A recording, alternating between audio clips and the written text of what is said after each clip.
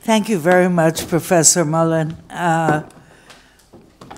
It was worth the trip, at least for us. Well, thank you.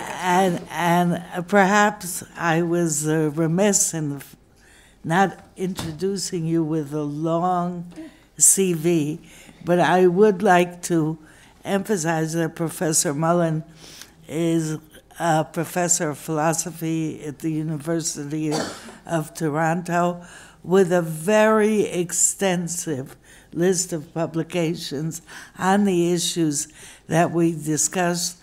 She's a world authority on the topic. Those of you who get bored later in the day, Google her. It's worth your while. So thank you so much. I suggest we leave the questions, except the one I'm going to ask now. I'm asking it, but don't answer, for hopefully a few minutes that we'll have at the end of the session. But I'm always a bit puzzled by the assumption that care, work, is voluntary. Because what is the relationship between voluntarism and work, especially when it is so extensive, so persistent, and so widespread? But we'll leave that for the moment. You've got an hour to think about it, almost an hour, 45 minutes. Our next speaker is Dr. Sigal Nagar-Ron, a sociologist from Sabir Academic College, and a very important voice in discussing invisible work at home and in the workplace. Much of her research has been on women workers in the Negev in the South. And Sigal, it's all yours for 15 minutes. Okay, good morning, everyone. We are all concerned about care work because we all were and probably will be subject of care, and most of us provide care for others at some point in our life. As care providers are mostly women, no wonder it's occupied feminist intellectuals. The dramatic change brought by the neoliberal reform to the labor market and to the welfare services posed many new concerns regarding care work. Most studies pointed out that women are the main victims of neoliberal reforms. They are affected by the shrinking of the state responsibility toward its citizens and by the gender work arrangement in the labor market. I do not dispute this finding. On the contrary, I am clearly aware of the many ills of the neoliberal ideologies and the privatization process and the precarious reality they create. Nonetheless, examination of everyday life at the margin of society expose a more complex reality. My starting point is first that neoliberalism reform have different implementation in different regions and in different sectors. Secondly, that this implementation have different effect on different social groups. My study on Mizrahi women from development towns, women without formal education, lacking professional certification, and working in so-called non-skilled jobs, revealed that paradoxically, these marginalized women in certain cases can benefit from the reality of neoliberalism. More specifically, the reduction of formal certification requires for a gender job, especially care work, something that could be perceived as job devaluation, in fact enabled these women to enter a position that has been closed to them in the past. Due to time limitation, I will give just two examples from my extended research which demonstrate this phenomenon. The first account is of Mimi. Mimi is a woman in her mid-40s who got married at the age of 20 and has 4 children. She didn't have a college degree or any other vocational certification. Over the years, she has worked in several jobs defined as non-skilled jobs, until she settled as a school secretary. When NGOs projects entered the education system, women was offered to become a pedagogical coordinator of a dropout prevention project. She explained that although she has no formal qualification in pedagogy, she was chosen for this position thanks to her close relationship with the pupil which she had developed as the school secretary. She described her performance in the job as being better than the professional teachers. She compared her devotion to the pupils to a mother care who wishes the best and provides the best for her children. According to her narrative, her devotion and caring approach led to their academic success and graduation, as well to her success in their role and further job offered in other similar projects. The second account is of Israela. Israela dropped out from high school and got married at the age of 17. With no formal certification, she has worked in several odd jobs over the years. Over the last 8 years, she has been working in a subcontracting agency as an assistant to a disabled pupil. Her formal role is to assist him with his physical needs during his day at school. She recognized that the boy could not keep up with the class level, and the teacher who instructs classes of 45 children are unwilling to give him personal attention. Therefore, she volunteered to tutor him. She spent her evening preparing materials and working sheets for him so she can teach him the next day. In my extended work, I met others who have no formal certification, but using their sense of care and activity, perform well in jobs that prior to the launch of the neoliberal reform, they had no chance of entering. These are the cases of a male woman who opened an after-school care facility for abandoned kids, or a cleaning lady who became a secretary, and there are more. In all these cases, the woman met the needs of others and gave an adequate response, engaging in what Sarah Rudy called maternal thinking. All the women in all the cases, paid and unpaid, spoke proudly about performing the job well and with great success in cases that the old system professionals could not handle. It is clear that without the neoliberal ideology, which seeks to reduce costs and therefore permit lower threshold of job entry, this woman would never have the opportunity to be employed in such position.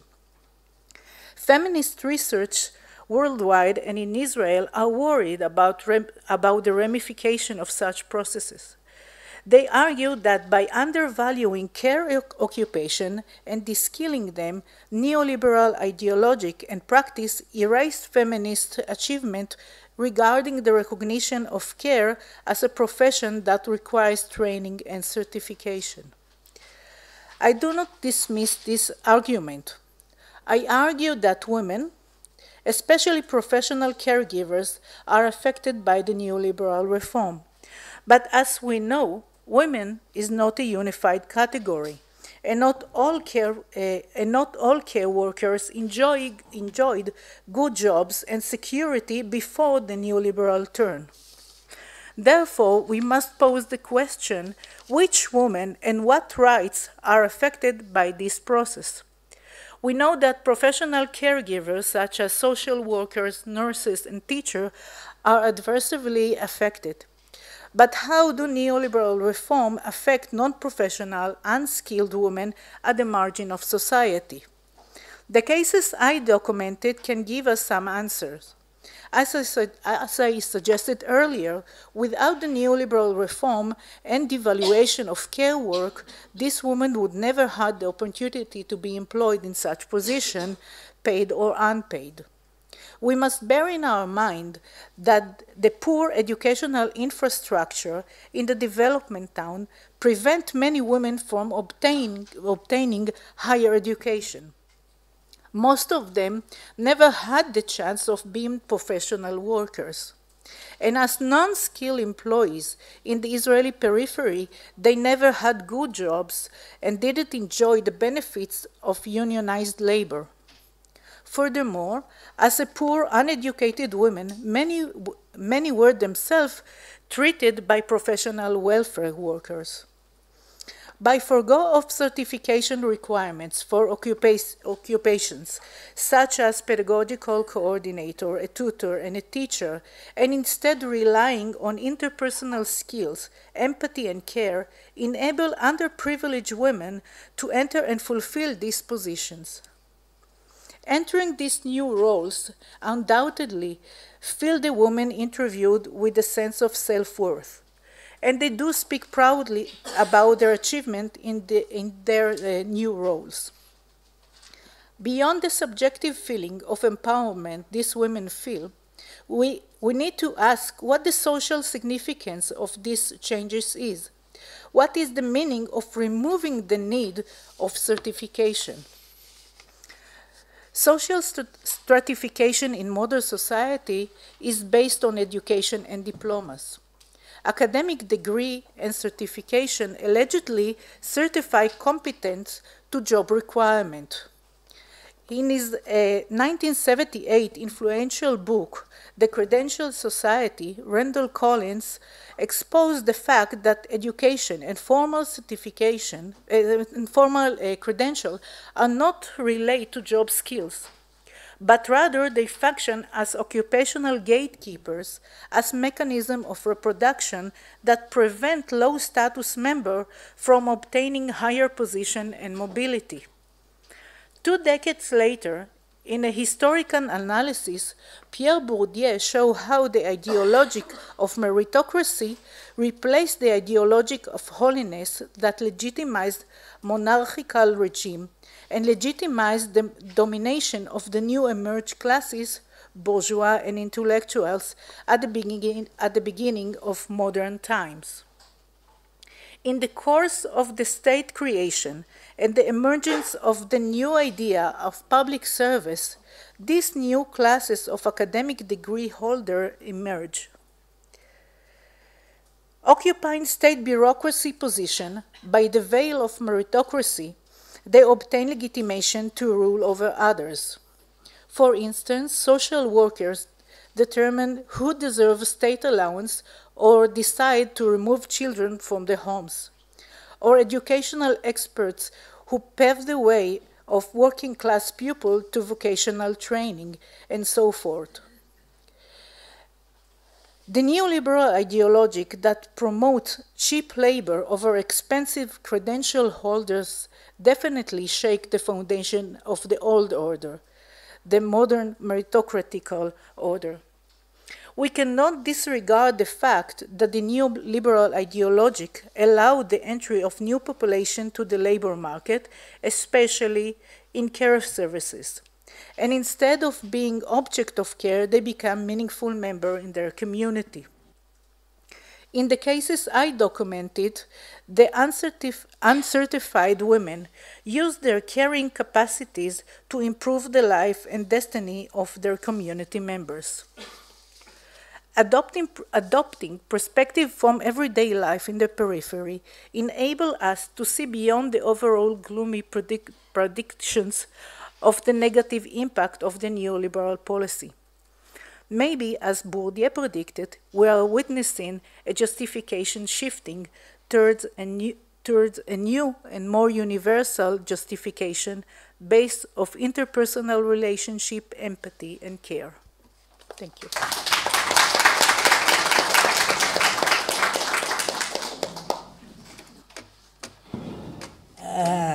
Thanks so much, Sigal.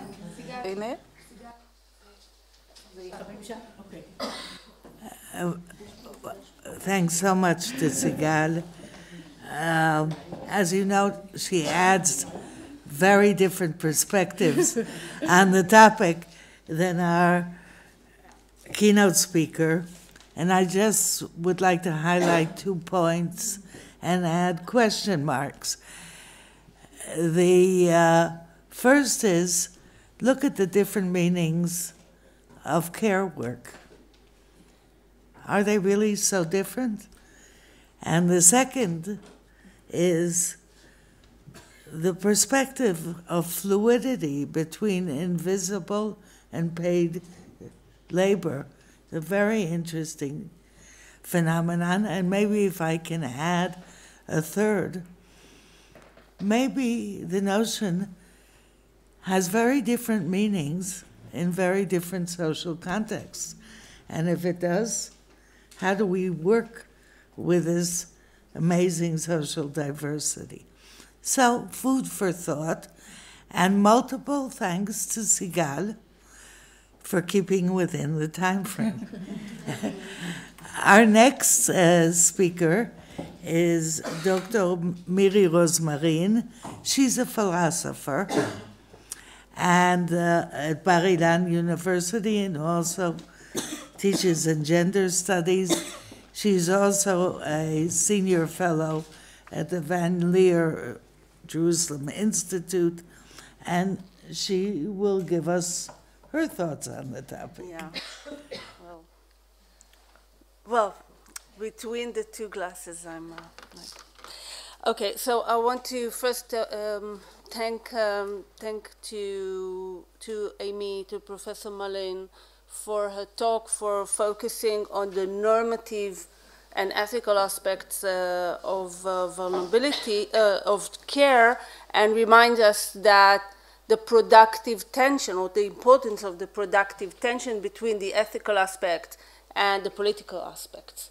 And I think that most of the lectures today will deal with this political aspect. So thank you, Amy, for remind us that there is always this tension, and through our discussions in the group, we always looked at these tensions, trying to somehow bridge them analytically, theoretically. My talk today is on the challenges of vulnerability as an analytical theory. I cannot here unpack the complex relations between theories of vulnerability and theories of care. I just want to say that there is one very general connection, which is that the centrality of both care and vulnerability as analytical categories stems from the fact that we are, as human beings, dependent on others to live, okay? And so although for many theories of care, vulnerability is mainly a social fact that characterizes specific groups, that stems from unsuitable or unprofessional or lack of care, vulnerability is also an ontological feature of humans. And I try in my talk to think about the social significance of both aspects of vulnerability. So now I switch to the other. Okay. So the turn to vulnerability from various philosophical perspectives aim to expand our understanding of the ethical implications of our lives as social, corporal human beings, who as such immanently dependent on others.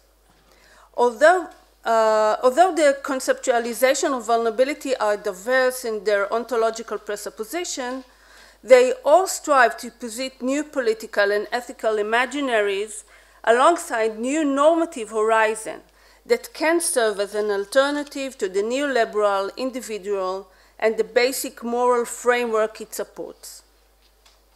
As critical category, vulnerability is used for 2 purposes. First, vulnerability is used as part of reconceptualization of the basic conditions of human life. We are all vulnerable via our dependency. The second purpose, the purpose of the theorization of vulnerability is to further reveal the effects of social power on concrete social positions. As such, vulnerability is distributed along lines of gender, race, class, religion, sexuality, age, bodily modalities, and more. The premise of my discussion is that we live in an age of vulnerability. Many share a sense of being exposed to unpredicted worldwide dynamics governed by a sense of insecurity. In these conditions, vulnerability does not only designate the actual risk people think they are in, nor does signify a distinct event that breaks into stability of everyday life, like some kind of disaster, political or other. Instead, vulnerability becomes a permanent condition and permanent feature of how people imagine their stand in life. As such, it influences their relations with others, their relations with the state, and other aspects of their social lives. The conviction underlying this short comment is that if we accept that vulnerability is a dominant condition of contemporary life, then we should question our understanding, the theoretical understanding of vulnerability, as the negative of some unattainable ideal of full life. Rather, I argue that vulnerability should be a framework for rethinking political subjectivity and agency. In what follows, I would like to explore the conceptual presuppositions that create the association of vulnerability with damaged or less than full life. My goal here is not to present an exhaustive review of contemporary arguments of the issue, but simply to highlight the presuppositions in which sustain such an image of vulnerable subject that hinder the possibility of thinking vulnerability as the basis of agency and political subjectivity. I think this motivation is also quite dominant in contemporary theories of care. How do you talk on care, criticize the conditions of care, and yet in your own perspective does not create or pose the vulnerable people as passive, somehow less able to live their life. So as an example, let's take Robert Goodin's pioneering account of vulnerability as a basis of ethics, as presented in his Protecting the Vulnerable, which is a very famous book written in 1985. Gooding's moral obligations stem from the vulnerability of those who are dependent upon the moral subject. In Gooding's account, the moral agent assumes responsibility for the vulnerability of others. There is nothing in that agent's own vulnerability that influences her moral obligation and agency. Vulnerability is not conceptualized as part of the actor's subjectivity, but only as a fact that yields moral commitment for those who encounter the vulnerable. One's own vulnerability doesn't inspire or enrich the subject's active engagement with her or his social reality. In his discussion of parenthood, Gooding argues that parents are responsible for their children because the children are dependent on the parents. The vulnerability of the parents as an aspect of their parenting is in no sense part of their moral agency or subjectivity. It is only the parents' rational acceptance of the dependence and vulnerability of the child that leads the parent's moral obligation. There is no moral significance to the fact that in care relations, those who care for others are also dependent and vulnerable via their commitment, as was later argued by Eva Kitai. Moreover, although Gooding argues for the universality of vulnerability, that is, that everybody is vulnerable, there is no shared experience of vulnerability, only moral obligation that stems from acknowledging the vulnerability of others. Gooding's account, like other liberal-oriented views of vulnerability, sustains a split between vulnerability as a fact about others and vulnerability as a shared human condition. Although we are all vulnerable because we are dependent on others, our own vulnerability as an embodied experience does not function as a moral disposition or moral desire to respond in certain ways. Instead, it remains stifling experience that damages the subjectivity of those who appear only as object of obligation. Goodin's work exemplifies the duality of many theories of vulnerability. While vulnerability is used to question the liberal and neoliberal image of the subject, it still affirms the image of the moral subject as autonomous unit. Vulnerability in this framework is considered as the negative of autonomy, even if autonomy is construed as relational, and is thus associated with weakness and risk. The association of vulnerability with decline of people's life is evident in Catriona Mackenzie's definition of vulnerability as being at increased risk of harm and or having diminished capacity to protect oneself from harm or to safeguard one's own interests. Mackenzie argues that interventions must aim to restore, wherever possible, the vulnerable person's sense of herself as autonomous agent with significant options open to her and the capacity to act in ways that carry out her choices. Vulnerability here is in no sense serves to redefine or question individuality nor independence as human goals. Although it is acknowledged that no one is truly independent, and the idea of independence is highly criticized by these theories of vulnerability, vulnerability only serves as a condition that must be acknowledged in order to sustain autonomy. As stressed by Christoph Gierek, it is clear, and I quote, "It is clear that vulnerability suggests primarily a lack or absence, a degree of exposure that compromise the presumed integrity of whatever has become vulnerable. It would mean that the notion of vulnerability is substandard by the idea of integrity, the condition of being whole, entire, and undiminished, taken as the proper state of existence of what in principle should be and remain within its assumed boundaries, proper or integral to itself, and thus invulnerable." End of quote. Indeed, it is hard to question the presupposition that security, resilience, and autonomy are indeed important for people's well-being.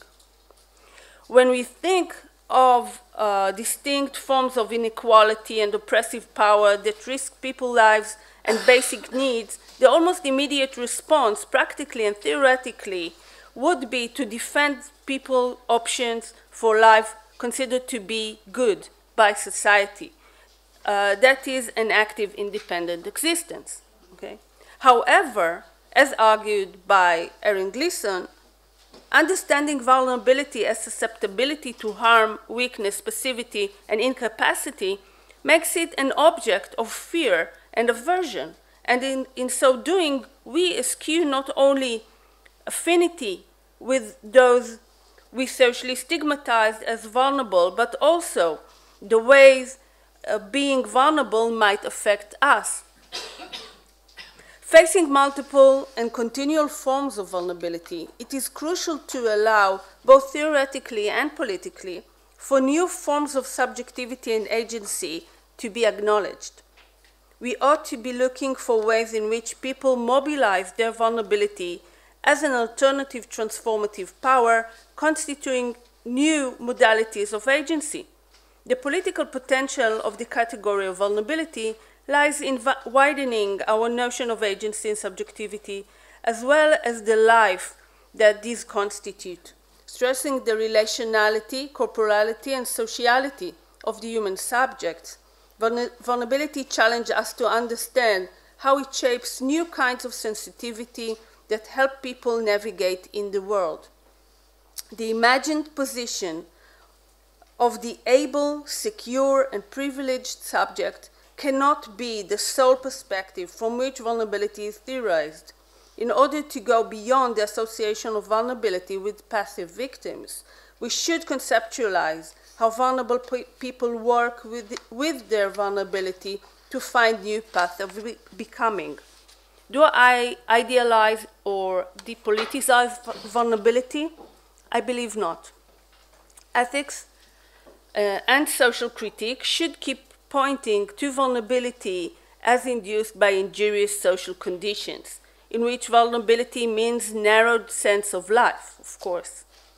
But it also should be aware that vulnerability is a widespread, affective relation between people and their surrounding, and as such, it yields alternative and sometimes politically promising ways of being in the world. Thank you. Thank you very much, Miri. Miri extended and elaborated in some respects some of the fundamental notions in Professor Mulin's paper, and especially reminded us of what some of you may not have caught at the beginning of Professor Mulin's presentation, and that is the notion of care being one of mutual respect, even if it is of vulnerability and asymmetry. And therefore, even the vulnerable in this kind of thinking, and I think it's very important to internalize it, even the vulnerable has a contribution. And it's that contribution that provides worth to both the caregiver and the care receiver, and has great societal value. So thank you very much, Miri. The last presentation. We keep, by the way, this is all an exercise in switching from different perspectives all the time, is by Professor Orly Benjamin of the Department of Sociology at Bar-Ilan University and Gender Studies, who was one of the first, if not the first, to do an extensive study of unpaid labor in Israel. So, Orly, toda. Thank you very much, Professor Moullin, for an insightful text. I really liked your idea of a care-centered education, allowing children, among other young people, the young of all strands of society, to understand how rewarding is the caring relationship. I agree that it would be wonderful if valuing caring behavior would begin with allowing young girls and boys to experience what a great source of meaning can be found in caregiving. Even more important is your suggestion that we all have to be trained in looking at care receivers as multidimensional whole human beings, people with knowledge, humor, achievements. I like those points, and I'll return to them after introducing a few premises taken from three sources. Firstly, my own understanding of the institutional context in which care relations take place. Secondly, John Tronto's argument in her book, Caring Democracy, that is focused on care services that are not based on the market. And finally, the idea of femocratic care services that are both feminist and democratic, developed by the Canadian scholar Tammy Findley. In developing her Ethics of Care first, and then the ideas of the caring society, the caring democracy, John Tronto has established the principle of a continuum between informal and formal care. This continuum suggests that informal, like formal care, is not an individual isolated relationship. Rather, it is a community-level relationship, inviting active citizenship and involvement of all members of the community to oversee how accessible care responds to a I didn't manage to read that. Anyway, how accessible care responds to care needs and local vulnerabilities. I follow her ideas in emphasizing the need to cross the private-public divide, namely highlighting the fact that where the state follows its commitment to women of all circles of belonging as equal citizens, where it actually operates a whole range of quality caring services providing formal care, informal care is supported. Under such conditions, women and men engaged in care do not have to feel overwhelmed by their caring responsibilities to the extent of losing their chances of engaging in other strands of their lives.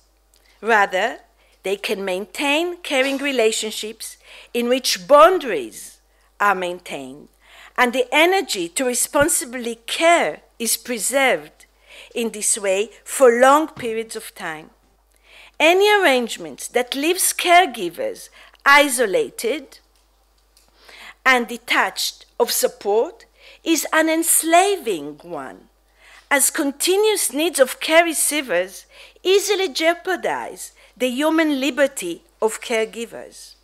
So, informal care becomes possible by the provision of formal care, and both informal and formal care can be trusted to respond to care receivers' needs if caregivers are well-trained, accompanied, members of caring teams, and benefit of continuous professional advice among other forms of support. Care relationships in this approach are not a dyadic relationship. If the caring relationship is to be trusted to care for both the caregivers and care receivers, the caring relationship cannot be an isolated one. As John Tronto argues, isolation of the caring relationship is practically a form of exclusion that is bound to deteriorate the quality of care. If we speak of mothers, we cannot expect that intensive mothering and devotion, we cannot expect total intensive mothering and devotion.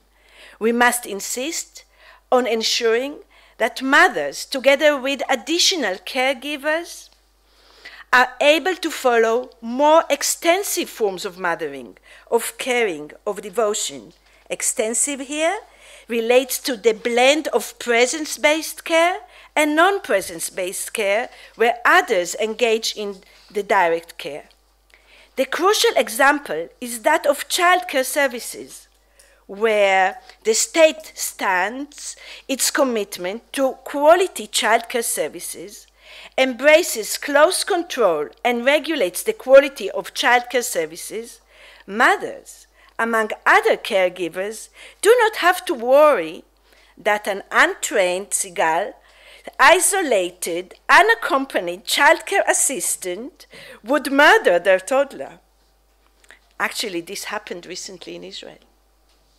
In another example, if welfare services are appropriately funded and regulated, and the caring model is publicly agreed upon, social workers can follow their professional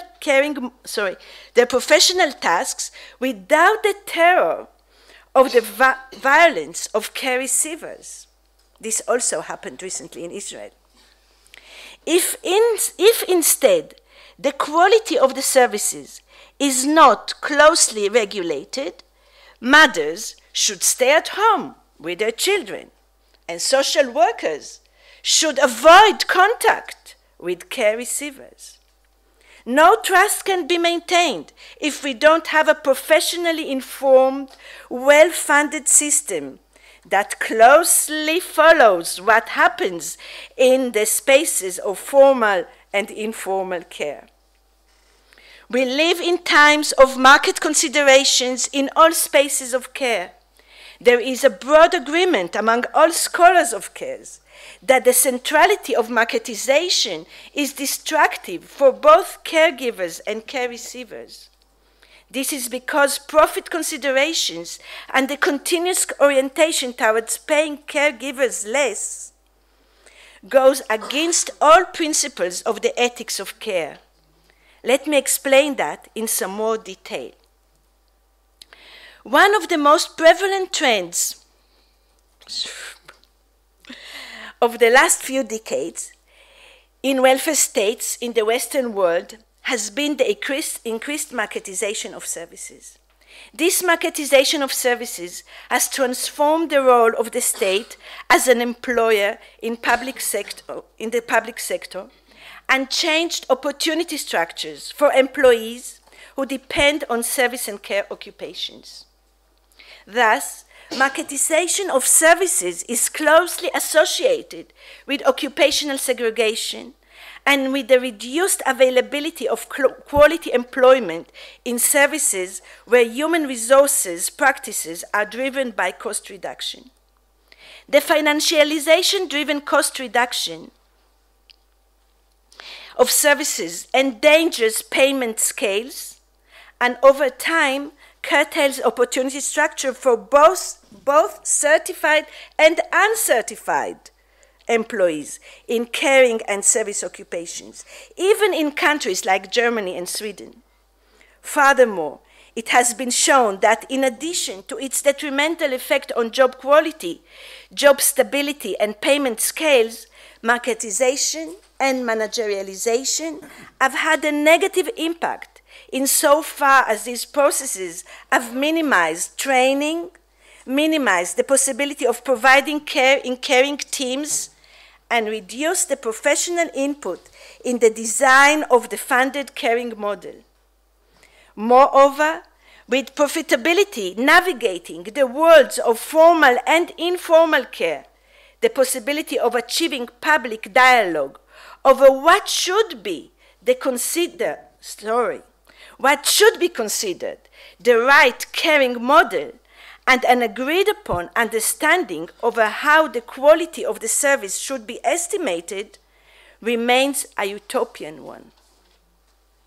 Indeed, high turnover characterizes marketization even when intrinsic job quality is high. Most studies able to empirically indicate this trend examined long-term elderly care, which so often is based on the impossible assumption that one caregiver is able to respond to the care needs of the elderly for 24 hours a day. Employees of other services, including nurses, aides, childcare, welfare, education, and healthcare services, and employment activation among additional services, are equally vulnerable to profit consideration and the deterioration of employment quality. This, in turn, becomes a huge barrier to appropriate care, as based on a caring relationship with a care provider that is familiar and therefore trustworthy. I turn now to introduce the current context of formal care, which goes against our ability to trust caring services and caregivers to the extent of withdrawal to earlier periods. As Melinda Cooper recently observed, without appropriately funded services, we go back to family values and to patriarchal division of labor. As part of marketization, public contracts are increasingly being used as a policy tool for the regulation of labor. Labor standards, traditionally set by generally binding legal regulations, are increasingly established through the combination of traditional labor law mechanisms and lesser understood contract law mechanisms. However, while the importance of public contract as a regulatory tool is increasingly acknowledged and researched, it is important to ask how these contracts are designed and whether ethics of care principles are ever taken into account in their design. In particular, the connection between changing opportunity structure, the weakening of unions, or the emergence of new unions, the intersection of gender, race, ethnicity, class, and contracting out are left separated from the broader analysis of caring relationships. While the adverse impact of the practice of contracting out on working conditions has been established for a long time, public procurement, רכש מדינתי בעברית, and the role of the state have attracted remarkably little attention from caring relations scholars. Against the backdrop of this institutional context, the deterioration in social services, both as workplaces and as responding to users' needs, is defined as deficit of democracy. Toronto has therefore called for replacing the currently dominant market principles and change the organization of our lives so that care is prioritized. One way of doing so was presented by Tammy Findley, who sees social services as a zone of political engagement. Findley introduces an analysis of policies within a framework of democratic governance committed to service users' participation and designed around their needs and interests. כן? יש לי עוד 2 דקות, אני ממש לקראת הסוף, אז תהי סבלנית איתי. Democratic for Findley refers to centered on, בגלל שעוד לא קראנו לפעולה, עוד מעט אנחנו גם קוראים פה לפעולה הזו. Democratic for Findley refers to centered on women interest, and democratic institutions might be staffed largely by women or represent women's interest and advance feminist causes. These services are built on a feminist-inspired ethos of participatory democracy, popular control, and service user empowerment. Moreover, democratic social services, explained Findley, find a balance between top-down bureaucratic welfare state provision based on professional expertise and bottom-up citizens or service users induced a community-based provision. Service and care employees in the proposed democratic social services benefit of publicly provided high-quality services. These services are closely regulated. They are affordable and have a community-based managing council. Such social services allow employees to benefit of high levels of occupational training, allows them to have a say in the organization and the delivery of the services, and benefit of low levels of workloads and quality jobs. What in my eyes is so important about Toronto's understanding of a caring democracy and Findley's idea of democratic services is that both emphasize the way in which the caring deficit could only be solved by non-market principle and by active citizenship. Civil involvement must take the shape of local councils that would be sent around each service with representatives of those who depend on the care, those who provide care, those who fund the care, and the activists and or scholars who are committed to each specific service. That is the only way in which an appropriate, publicly agreed upon funded model for care can be established, reflecting the principle of caring with, which elaborates the activist idea of nothing about us without us. Civil engagement of this sort is the way to go about the required activism in the present and the routine functioning of future services as well. It's the only way to establish trust, and in my opinion, it reinforces Professor Mulin's idea of care-centered education, turning it into education for active citizenship. So yes, Trust should be developed, but it can only be developed on the basis of training that is cultivated within a public dialogue of the relevant caring model, which is one that responds to the needs of both care receivers and caregivers.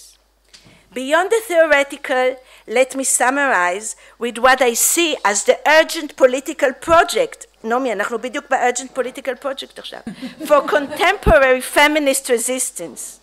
Thousands of Israeli women, Jews and Palestinians living in Israel, participated in the protest against the government for neglecting violence against women in its policies and budgeting. Far fewer thousands of social workers protested yesterday against the low quality of their jobs, their low salaries, and the constant risk that those they care for would attack them. It's time for connecting between those two types of protest. Time for women to make the connection between violence against women and the currently very low quality of services delivered in the areas of healthcare, education, and welfare in Israel and abroad. There would be no protection of women's right to live and women's right to live in dignity with market principles in our budgeting. The feminist struggle has to focus on budgeting, appropriate budgeting of democratic services in all the range of services, allowing the men and women who operate the services the right for quality employment, and allowing all those engaged in care the right to be practically supported by appropriate caring services. Thank you so much. Thank you very thank you, Orly. Orly did something which women know how to do well. She spoke to my soft spot, which is politics, and assumed that I would be generous, which I should be after all this discussion about care. I do want to thank her for reconnecting with Professor Mulin's very close correlation between the ethic of care, competence, and trust. I think that connection is very important. The floor is open, believe it or not, for discussion. By the way, for questions. Do not be too Israeli about this. Don't give a speech and put a question mark at the end. Ask a question. It's open. Go for it. By the way, if you don't, the panel will do it to each other. So, please. Somebody has to be first. I see a woman scratching her... No? נורית. אני לא הבנתי הכל, אז אולי זה כן דובר, אבל... אוקיי. נראה לי שלא מספיק הודגש, ואני רוצה לשאול, אולי פספסתי, שבעצם, אני אומרת, אולי זה נאמר ופספסתי, שבעצם חלק גדול מאיתנו הפכנו להיות מעבידות. במובן הזה שאנחנו מעסיקות, רובנו מנקות את הבתים שלנו, האימהות שלנו יש להם מטפלות, ונראה לי שכאילו, אמנם בהרצאה הראשונה דובר על העניין הזה של הבנה מתוך אסימטריה, אבל נראה לי שאנחנו בכל זאת, תכף תסביר, צריכות קצת יותר לדבר על זה. אנחנו חלק, זה לא... הם והמדינה, אנחנו פה בתווך, ויש לנו תפקיד, נראה לי, הרבה יותר רציני ממה שאולי, שוב, אם זה נאמר ופספסתי, אז אני מתנצלת. תודה נורית. Next. All the way at the back.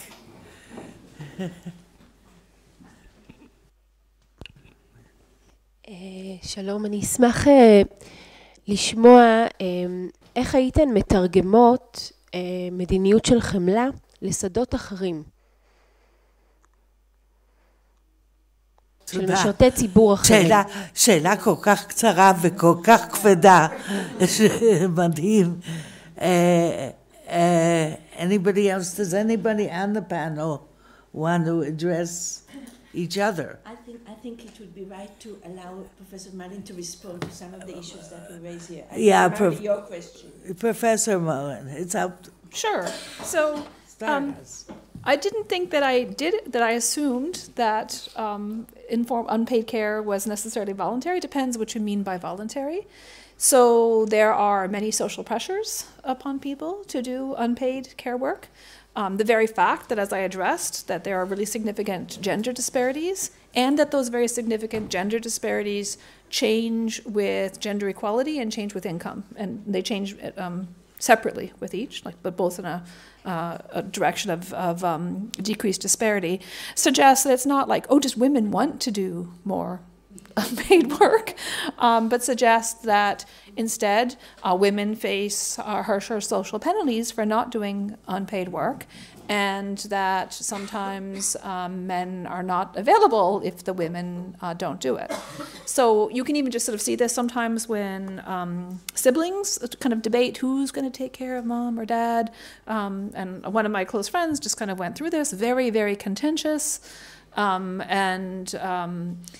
Well, all three siblings were strongly committed, so two sisters and a brother, to providing care for the parents, thinking that they should do it together. The brother did by far the least, and then the sisters did a great deal, but really strongly disagreed about what should be done.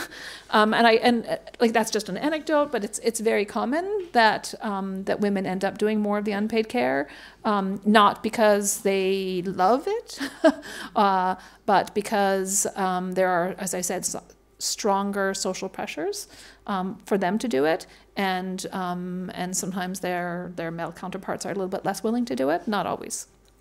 In terms of can I interrupt you? Can you address Nurit's comment that how do we bring it into other? No. Nurit asked essentially, as soon as we have the opportunity to divest ourselves of this care, we become employers of other caregivers, and that creates a different kind of relationship. So yes, okay. So I typically have not had someone do housework in my home, but I am fortunate in that I have a partner who's, I don't think does it well enough, but he's committed to doing it.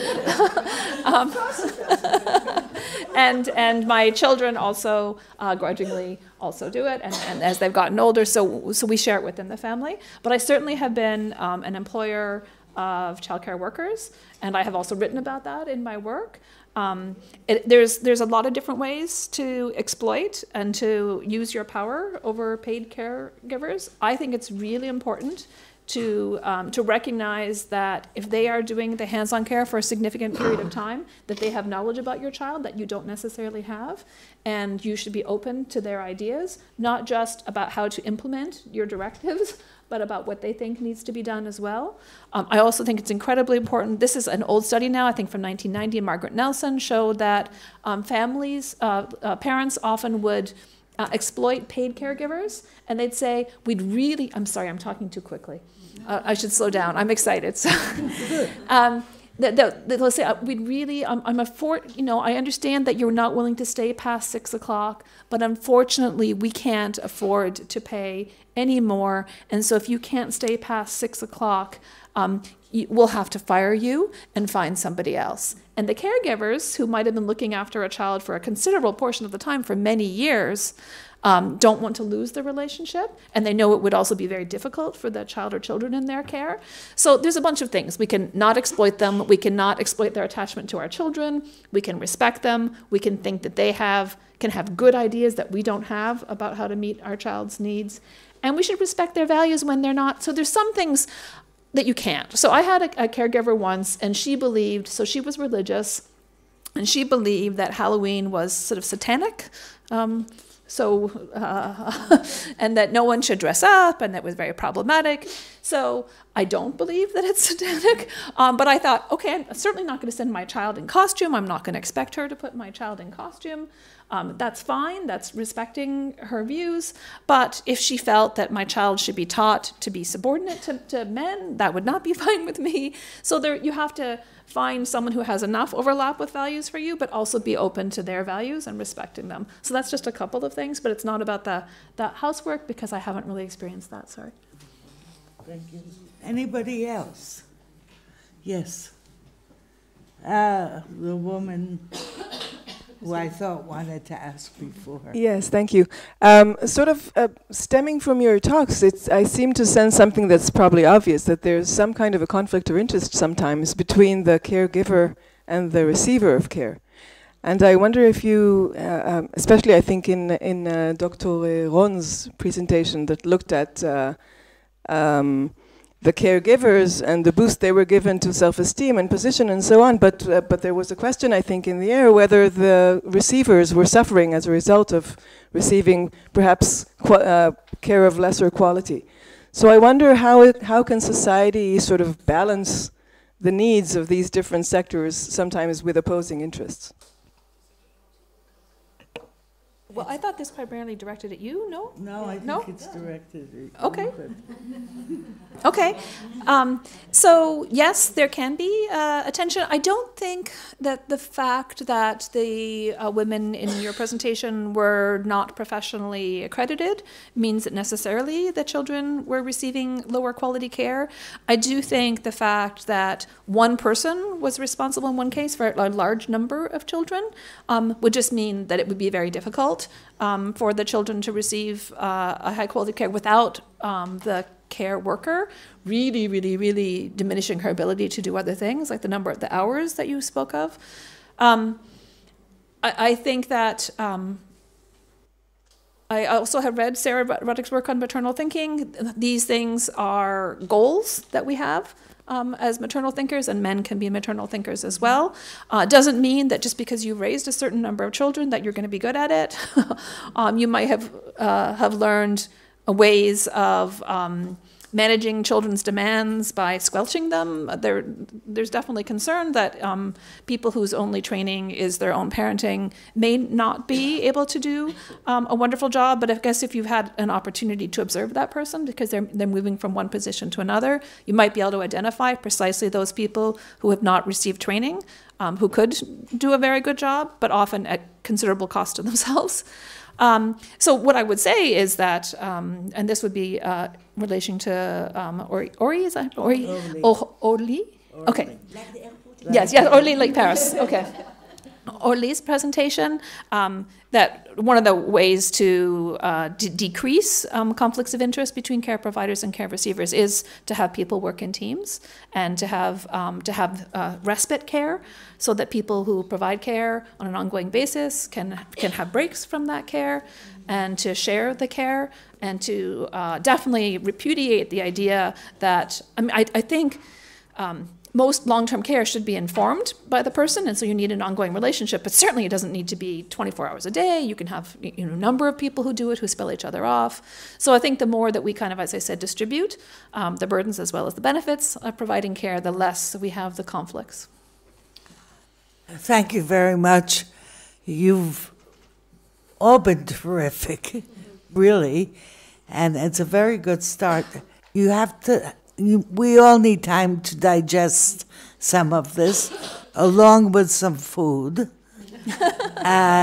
Speaking of digestion. And by the way, we need to warm up too, because it tends to get very cold in this room. So we'll take a break now for 45 minutes exactly for lunch, sort of lunch. And I really want to thank the panel again.